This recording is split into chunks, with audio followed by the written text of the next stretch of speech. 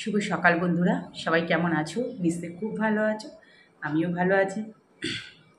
সকাল সকাল অনেক সকালেই উঠে গেছি, যেন 5:20 বাজে, তখনই ঘুম ভেঙে গেছে। তা ওই বিছানা থেকে এদিক ওদিক করতে করতে 5:30 বাজার আগেই উঠে গেছি। ঘুমটা ভেঙে গেছে, তা উঠে যাই। ঘুমটা ভেঙে গেছে কী করেছি, টাইমার দেওয়া ছিল, তখন মনে হয় 5টা, হ্যাঁ তো তোমাদের দাদাভাই দিয়েছিল 5টা পর্যন্ত এসি টাইমারটা দেওয়া ছিল। আগে না আমি দেখেছি যে 1 ঘন্টা 2 ঘন্টা ঘর খুব ঠান্ডা থাকতো, এখন মোটামুটি একটা হালকা থাকে, তবে পাখাটা যে সময় সবকে চালিয়ে দিত, তাহলে কাল তো ঘুম ভাঙেনি, আমার ঘুমটাই ভেঙে গেছে। আমার দাদাকে বললাম পর বলে 5টা নাগাদ, 5টা অবধি দেওয়া ছিল, যে ওই জন্য 5:20 না হতে হতে ঘুমটা ভেঙে গেল। আমাকে আবার বলছে হ্যাঁ তোমার তো একদম গরমে। আমি যাই হোক তারপরে আবার পাখাটা চালিয়ে দিয়ে আমি ঘর থেকে বেরিয়ে গেলাম, কারণ ওর আবার ঘুমোচ্ছে। তারপর পরপরই তোমাদের দাদাভাইও তাড়াতাড়ি উঠে গেছে, কাজ ছিল একটু সকালে, উঠে গিয়ে অফিস টফিস রান্নাবান্না করলাম।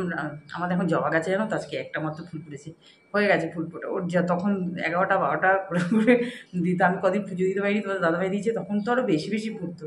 তারপরেও ফুটেছিল বেশি, 11টা 12টা করে। তোমাদের তাকে তুললাম যখন দেখাচ্ছিলাম হাতের মধ্যে আমার ওপরে ছোটো গাছটা আছে, 3টে আমি এখনও তুলিনি। সকালবেলা ছোটো ছোটো ছিল, এখন মানে বড়ো হবে, স্যান্ডেল কালারের জবাগুলো। ফুল টুল তুলে রেখে এসেছি। এবার রান্না টান্না করলাম, খেয়ে দিয়ে বেরিয়ে গেল, নিয়ে গেল। মেয়ের তো আজকে অফ ডে থাকে, কালকে ওর কলেজ আছে। আর কি সকালবেলা থেকে যা রোদ, ঘেমে যাচ্ছি, দেখছি পাখা বন্ধ, পুরো ঘেমে জল হয়ে যাচ্ছি। এখন চা খাবো, চা খেয়ে রান্না করবো, সেগুলো একটু কুটে রাখলাম, জানো তো, ঘরে টুকটাক কাজকর্ম সেরে একটু কুটে রাখলাম, তাহলে একটু চা খাওয়ার পর একটু 10 মিনিট বিশ্রাম নিতে পারবো। তাহলে তারপরে সঙ্গে থাকো, দেখতে থাকো।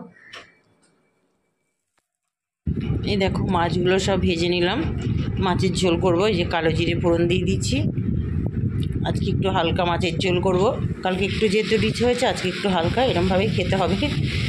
আলু আর একদম কচি কচি কাঁকরোল নিয়ে এসছে, সেই কাঁকরোল দিয়ে মাছের ঝোল করব। মানে শুধু আলু তো করলে না, পেঁয়াজ টেয়াজ দিয়ে করলে তবে ভালো লাগে, এমনি নাহলে হালকা মতো শুধু আলু দিয়ে ভালো লাগে না, ওই জন্য আরেকটা সবজি দিলে ভালো লাগে।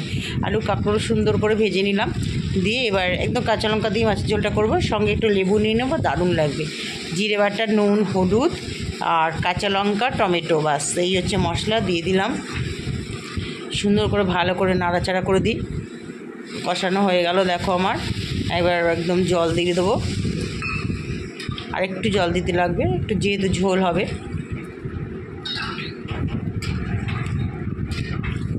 বাস এবার ভেজে রাখা মাছগুলো দিয়ে দেবো এর মধ্যে।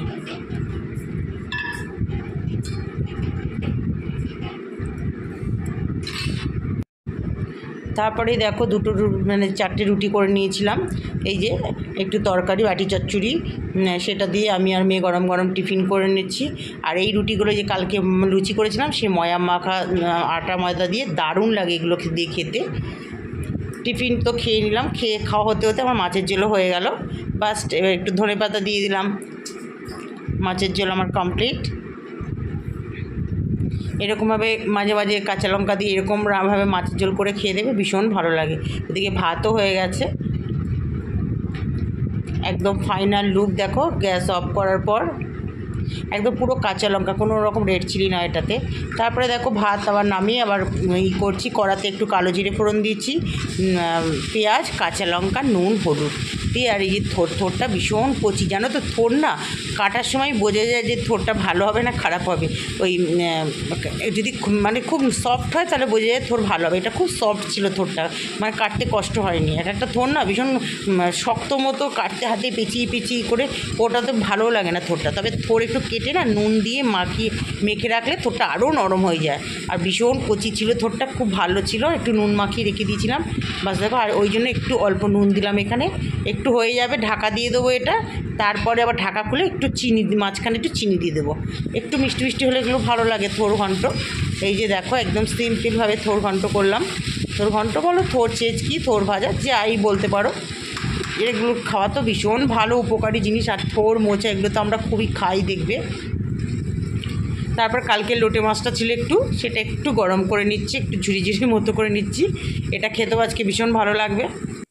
দেখো রান্না তো হলো, গ্যাস মোছা সবচেয়ে বড় কাজ হয়ে গেল।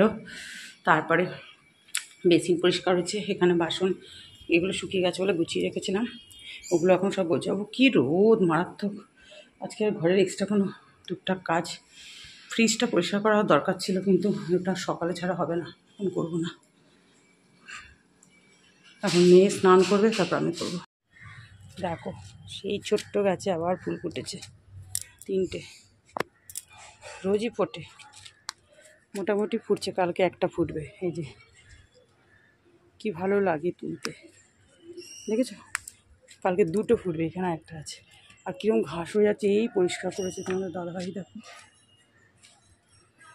যাই পুজো, এই দেখো পুজো দেওয়া হয়ে গেল। এই যে শিবলিঙ্গে বেলপাতা দিয়ে পুজো।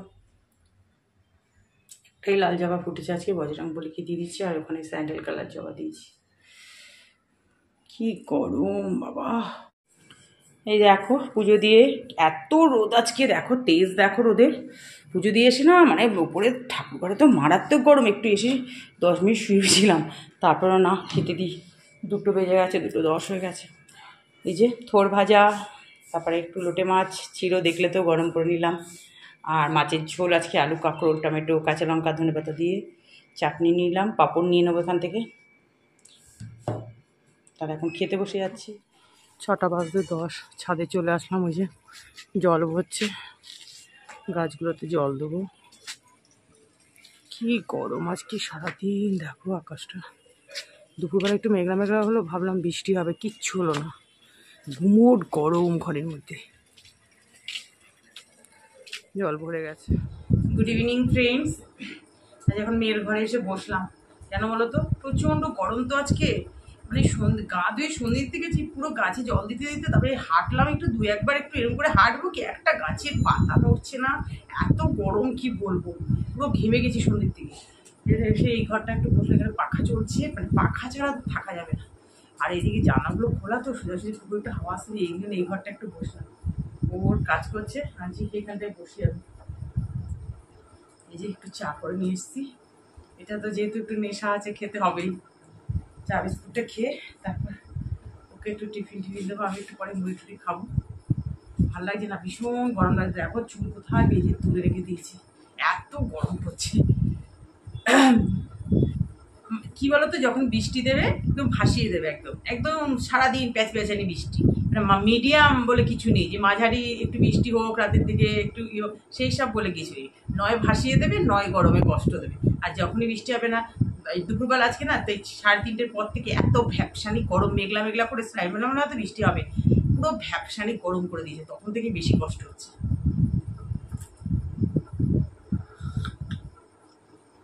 চলো চা খাই।